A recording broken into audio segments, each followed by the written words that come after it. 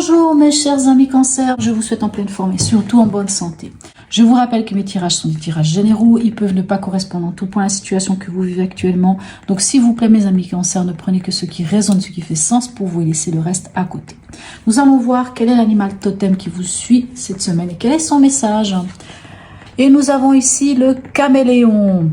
Le caméléon magnifique. Et qu'est-ce qu'il vient vous dire ce magnifique caméléon?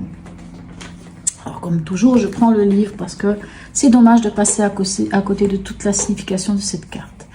Je vous lis la petite phrase. À force d'exprimer toutes les facettes de ta propre personnalité, tu illumineras le monde comme le soleil de tous ses rayons. C'est beau, c'est très beau. On dit qu'il vient, le caméléon, comment dirais-je, c'est pour vous interpeller sur votre posture. À la fois sur ce que les gens voient de vous et sur ce que vous exprimez. Il peut vous parler de l'adaptation. Êtes-vous en suradaptation? Vous adaptez-vous spontanément à votre entourage, quitte à ne plus écouter vos besoins fondamentaux et votre rythme? Ou êtes-vous en sous-adaptation? Maintenez-vous alors vos principes et vos habitudes, même lorsque l'environnement ne vous convient pas? Il vous invite à explorer la façon dont vous vous adaptez aux autres.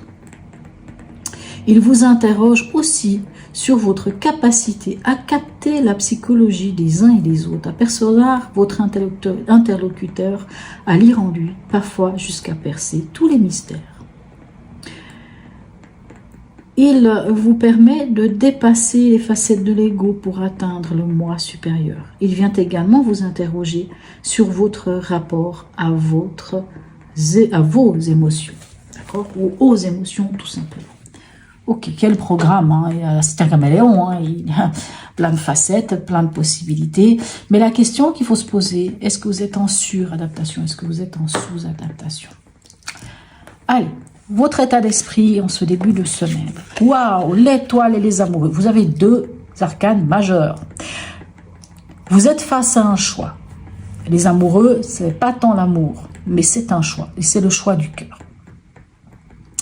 Et l'étoile, c'est que vous nourrissez. Alors peut-être certains, malgré tout, même si l'amoureux, comme je vous dis, c'est une histoire de choix, peut-être que vous nourrissez un espoir.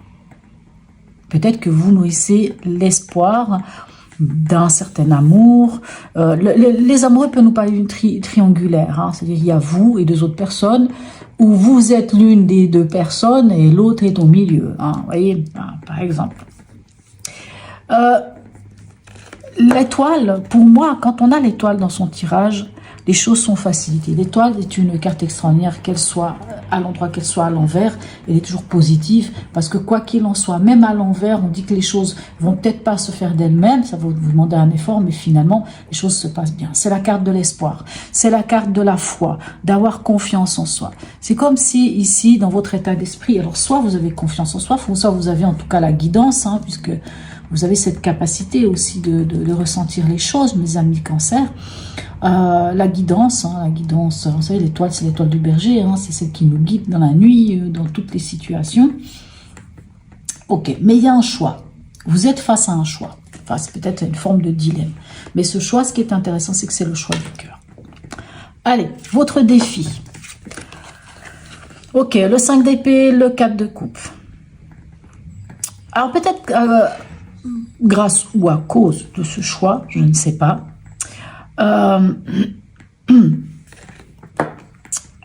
vous allez être amené dans votre défi à dépasser ce 5 d'épée. Parce que le 5 d'épée, ça peut être le conflit mental, un conflit avec vous-même, le conflit avec les autres. Ça peut être aussi un aspect de trahison. Alors, c'est pas forcément une trahison sentimentale, hein, c'est vraiment les coups de couteau qu'on peut se ramasser dans le dos ou qu'on a fait aussi à quelqu'un, peu importe, puisque n'oublions pas, ici on a une triangulaire, hein. Il y a la possibilité d'une triangulaire. Encore une fois, ça ne parlera pas à tout le monde. Il y a des gens qui n'ont pas ce souci, il n'y a pas de triangulaire, les choses se passent bien dans leur vie, il n'y a pas de souci, mais il y a un conflit intérieur.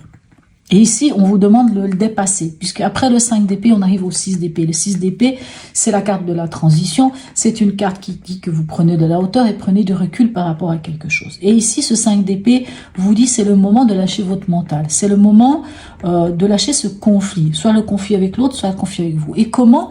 Grâce au 4 de coupe, c'est-à-dire en ayant ce repli sur soi, en prenant du temps pour vous, en cherchant votre stabilité émotionnelle.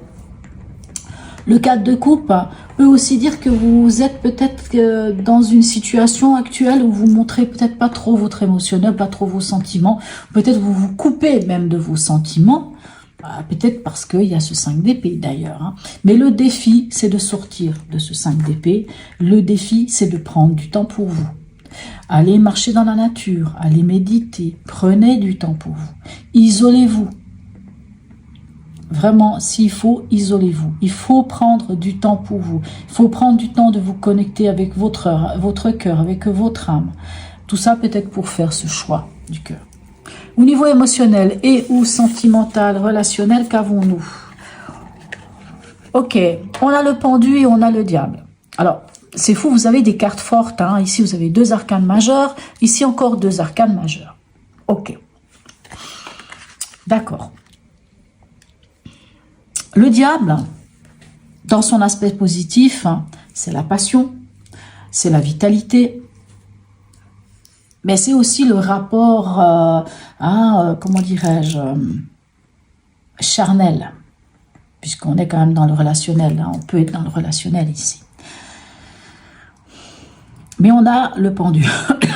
Le pendu peut nous parler d'un blocage. Peut-être qu'il y a un blocage actuellement au niveau charnel, au niveau de la passion. Pour certains, il peut y avoir un blocage. Pour d'autres, ici, si on nous parle émotionnellement, il y a peut-être des choses il y a quelque chose où vous devez vous libérer de quelque chose. N'oubliez pas que vous avez un choix ici à faire. Vous devez vous libérer peut-être de quelque chose, parce que le diable, c'est toutes les relations toxiques, tous les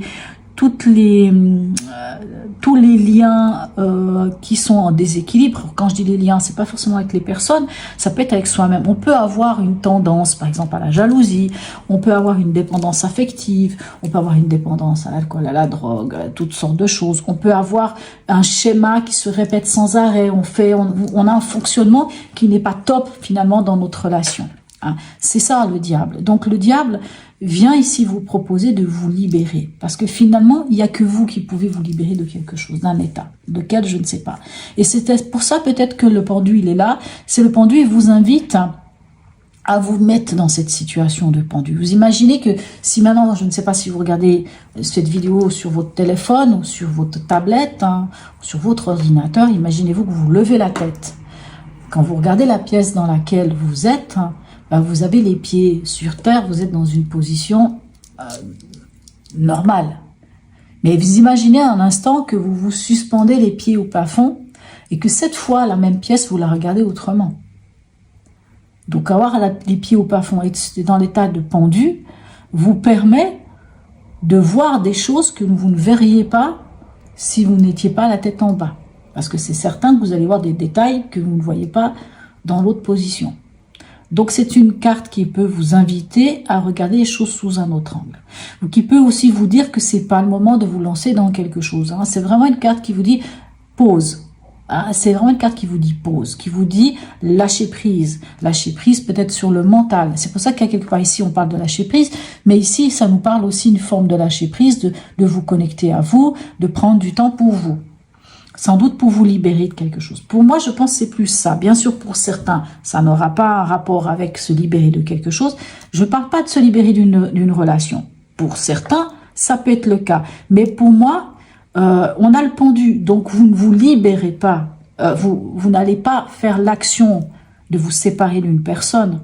Vous allez faire l'action ou l'inaction, si vous voulez, de prendre un temps pour vous, de chercher à comprendre et de regarder les choses autrement, de laisser l'énergie circuler différemment, de ne pas passer à l'action, mais de passer au fait de comprendre, de regarder les choses autrement, peut-être plus intérieur pour pouvoir vous libérer de quelque chose. Allez, au niveau pragmatique, qu'est-ce qu'on a pour vous? On a la roue de fortune et on a l'as de bâton. Alors, au niveau pragmatique, hein, c'est l'argent, c'est le travail, c'est aussi votre quotidien, mais tout ce qui est en dehors de la maison, on va dire.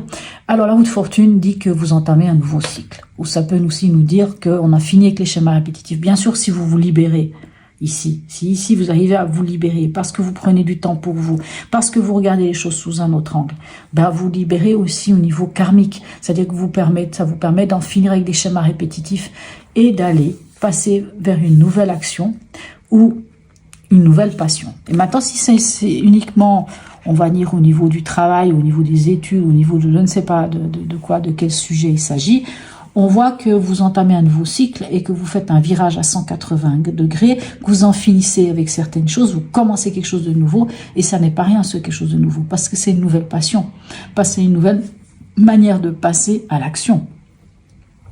On en est où à la fin de cette semaine pour vous? On a le 2 de coupe et on a le monde. Alors le 2 de coupe nous parle d'amour, nous parle de relation, nous parle de contrat, nous parle de partenariat, nous parle de la rencontre amoureuse aussi. Et le monde nous parle de la plénitude, de la complétude, d'être avoir atteint un certain sommet, d'être bien, d'être accompli. Pour certains, vous allez pouvoir, et sans doute parce que vous lâchez quelque chose ici, sans doute parce que vous arrivez à lâcher quelque chose et que vous faites un choix, vous allez vers quelque chose de magnifique. Le 2 de coupe, alors en dehors de sentimental, hein, peut nous parler aussi du fait que vous allez signer un contrat, parce que 2 de coupe, c'est le partenariat. C'est pas seulement dans le domaine sentimental, bien entendu, c'est l'émotionnel, mais c'est aussi de soi à soi. Ça peut être une sorte de... Comment dirais-je, je trouve pas maintenant.